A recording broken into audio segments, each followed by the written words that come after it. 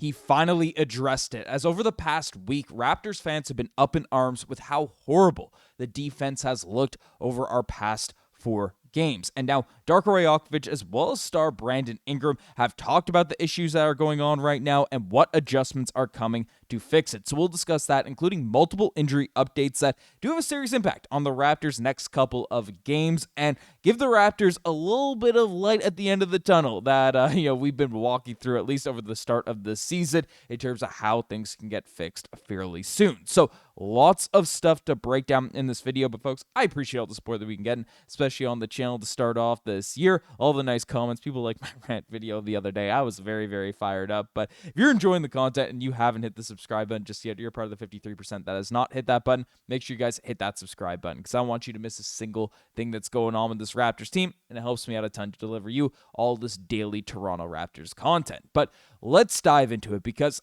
the Raptors have objectively been horrible. If we take a look at the stats right now, right, the Toronto Raptors are bottom 5 out there in opponents' points in the paint, giving up all those buckets around the rim. You can see it from the eye test.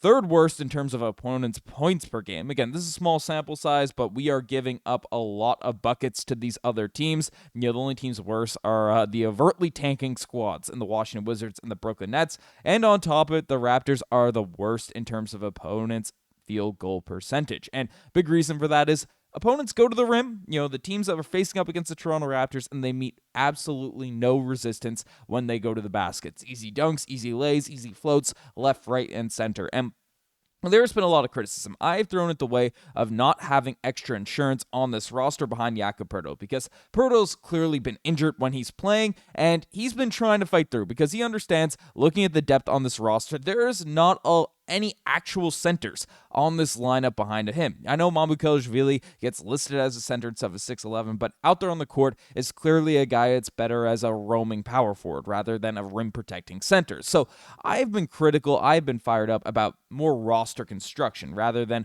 schematics, because, Jakob Poeltl is really the only center we have in this group, and just history tells, Jakob Poeltl is going to miss 20, 30 games a season. That's what we've seen the past couple of years. Knock on wood, it doesn't happen this year, but Jakob Poeltl's been trying to fight through. We don't have that depth. But one guy that's also caught a ton of flack, less so from me, but a lot from the Raptors community, has been Darko Rajakovic. And I understand where the criticism is coming from. The Raptors are running a defensive scheme that is less advantageous for you have to be a realist when you look at the roster you have. Playing hyper-aggressive defense without an actual rim protector is going to lead to a lot of straight-line drives and a lot of the stats that we opened up this video with. And Darko Rajakovic has addressed this game plan, these schemes, right now in a recent quote, and I'll break down what he said. Essentially, he said, "We want ball pressure because that's the right thing to do for young players to develop good habits and grow. But we have to be smart in how we're approaching it. We are too close. We don't want to be body on body. We never coach that. We can be reckless and try to close the gap every time. Then you're allowing easy drives, which puts the whole team in a bad spot." So I saw a lot of people that reacted to this quote, that people were going back and forth on, saying, it's just development. He's a development coach, alluding him to one of those classic NBA coaches that are in your team to develop, but when it comes to time to win, when it's time to really, get some W's out there in the win column, which again, the Raptors have not been doing over the last this stretch of season, currently a bottom 4 out there in the Eastern Conference.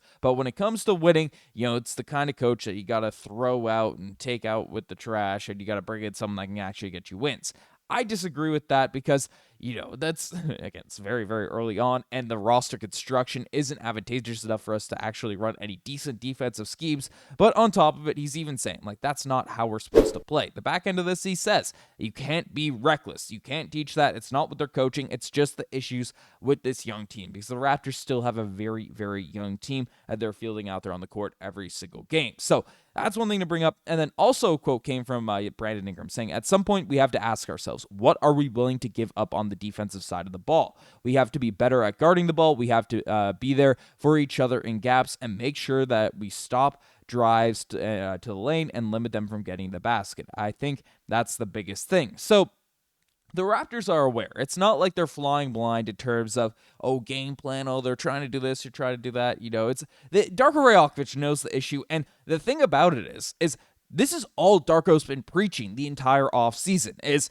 being effective on defense, being locked in defensively, giving this team confidence, giving this team motivation to be locked in those areas. And if you watch the games, you react to the streams, you see what's going on, it's, less schematics. Because if Darko's not telling them to be aggressive, like in that sense, to get blown by in that order, I'm sure there's a mix of both here, what's going on. But that's really the big issue that's happening. And then these just defensive lapses. So many times we're seeing guys like Immanuel Quickley, like Gradey Dick, just not look to recover out there on this team, not look to defensive rebound. And that's pretty shocking to me from a guy like especially Gradey Dick, who really has impressed me at times over the course of his Raptors career with his effort, intensity. Never going to be plagued as one of the top defenders in the NBA, but it seems like a few guys on the roster aren't playing with that level of intensity, or once they get blown by because you're playing aggressive out there at the start, you get blown by, then you give up. And that's the area of this game when you're watching, you can clearly see it out there on the court as something that needs to be fixed. So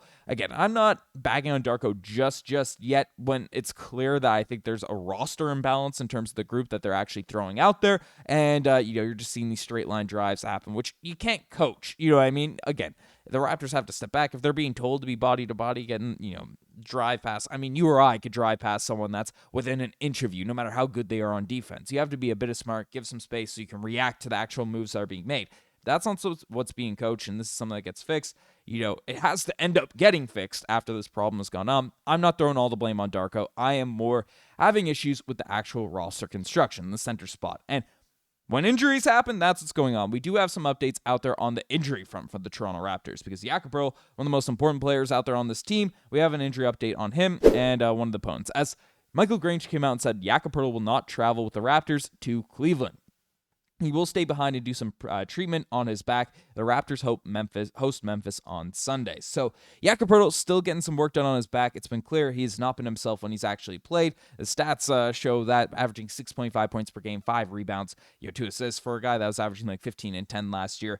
It is not the Jakob Poeltl we're used to. He didn't become old and washed just over the summer. He is dealing with an injury right now, so the Raptors have to get that right, and they have to get it right fast. But they did get some injury luck of their own, facing off again. You're never hoping for injuries with the other team, but when they happen, you take them where you can get them because news has come out that the Raps will likely catch a break with the Cavs' big Jarrett Allen being diagnosed with a fractured finger that he suffered Wednesday. Won't be playing against the Raptors there tonight. So basically, Jarrett Allen's been averaging 14 points per game, 7 rebounds. Not many blocks per game, surprisingly, but 1.4 steals. Is a 6'11 center that absolutely has dominated the Raptors in the past out there in the paint with offensive rebounding, finishing around the rim as a lob threat and stuff. You still have to face up against Evan Mobley. The Cavs have been an interesting squad out there in the Eastern Conference this year, had high expectations, but are dealing with some injuries here now at this point, but still 3-2 to start off this year. Raptors, very, very, this is a must-win game, I feel like, in terms of momentum, in terms of everything that's going on. You have Darius Garland, you have Jarrett Allen likely going to be out, and you can sort of right the ship a little bit. If you could stack together a few wins, it's still very, very early on in the season. Raptors are, bottom 3, but you're only 3.5 games out of first place. Like, it's not super, super messy, but if you stack losses, then that's when things start to spiral for your season. So getting a win tonight is going to be very, very crucial for the momentum of this team. Let me know what you guys think about all of this in the comment section down below. You guys the best thing as far as subscribe to the channel if you guys haven't already. Anyways, I'm signing out. Cheers.